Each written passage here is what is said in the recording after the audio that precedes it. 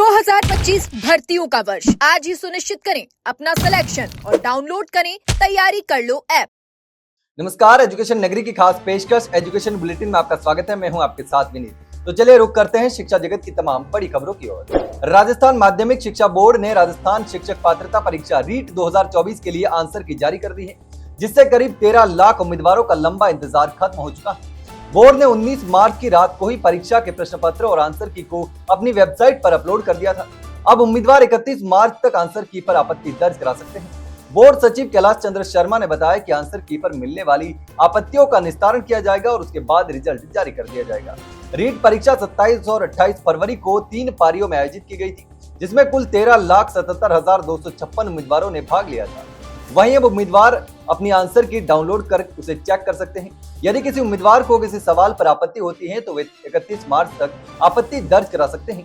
Board इन आपत्तियों का निस्तारण करने के बाद ही रिजल्ट घोषित करेगा। राजस्थान में इस साल पटवारी भर्ती परीक्षा के लिए रिकॉर्ड तोड़ आवेदन आए हैं, लेकिन करीब 6.5 लाख अभ्यर्थियों की बड़ी मांग पूरी नहीं हुई है। जब से भर्ती का ऐलान हुआ है तभी से पदों के वर्गीकरण में हुई विसंगति को दूर करने की मांग की जा रही है, लेकिन उस पर सरकार और विभाग ने कोई फैसला नहीं लिया। अगर इस भर्ती और आवेदन की बात करें तो कुल मिलाकर 6,43,639 उम्मीदवारों ने आवेदन किया है। इतनी बड़ी संख्या में हुए आवेदन से अंदाजा लगाया जा सकता है कि कंपटीशन कितना हाई रहने वाला है। अब एक पद के लिए 318 उम्मीदवारों के बीच मुकाबला होने वाला है। इस आंकड़े से आप अंदाजा लगा सकते हैं कि परीक्षा में किस स्तर पर कंपटीशन रहने वाला है। इस भर्ती के लिए कुल 2020 पदों पर भर्ती की जानी है। इन पदों के लिए आवेदन प्रक्रिया 23 मार्च को समाप्त हो गई थी। अब 11 मई को परीक्षा होने वाली है और इसके लिए प्रशासनिक तैयारियां भी जोरों शोरों से चल रही है। राजस्थान में वनरक्षक भर्ती परीक्षा से जुड़ा पेपर लीक का मामला एक बार फिर से सुर्खियों में आ चुका है। इस मामले में एसओजी ने बड़ी कार्रवाई करते हुए 2 और आरोपियों को गिरफ्तार किया है। इसमें एक पुलिस कांस्टेबल और एक असिस्टेंट स्टेशन मास्टर है। गिरफ्तार होने वाले आरोपियों में पहला नाम है लिखमा राम का, जो बाड़मेर में पुलिस कांस्टेबल के पद पर तैनात है। दूसरा आरोपी कवरा राम है, जो पालनपुर में असिस्टेंट स्टेशन मास्टर के पद पर काम कर रहा था। लिखमा राम ने कवरा राम के जरिए वनरक्षक भर्ती परीक्षा का पेपर 6 लाख रुपए में खरीदा था। लिखमा राम ने ये पेपर कवरा राम से लिया और अपनी पत्नी टीमो कुमारी को परीक्षा से पहले पेपर पढ़ाया था। वहीं इसमें एसओजी ने टीमा कुमारी और सीमा कुमारी को भी गिरफ्तार किया। बाड़मेर की सीमा कुमारी भी पेपर लीक मामले में शामिल हुई थी और परीक्षा से पहले पेपर पढ़कर वनरक्षक बनी थी। इसके अलावा शुक्रवार को एसओजी ने कांग्रेस के पूर्व पार्षद नरेश देव सारण को भी गिरफ्तार किया। वहीं अब तक इस मामले में 9 वनरक्षक और 29 लोग गिरफ्तार किए जा चुके हैं। फार्मासिस्ट भर्ती के अभ्यर्थी 20 दिन तक लगातार धरने और 8 महीने तक विभाग सचिवालय और शिपू के चक्कर लगाने के बाद आखिरकार खुशखबरी आ गई। फार्मासिस्ट के 2347 पदों के अंतिम वरीयता सूची जारी कर दी गई है।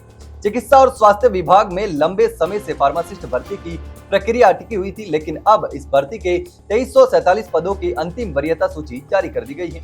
इससे उन हजारों अभ्यर्थियों को बहुत राहत मिली है जो इस भर्ती के परिणाम का लंबे समय से इंतजार कर रहे थे।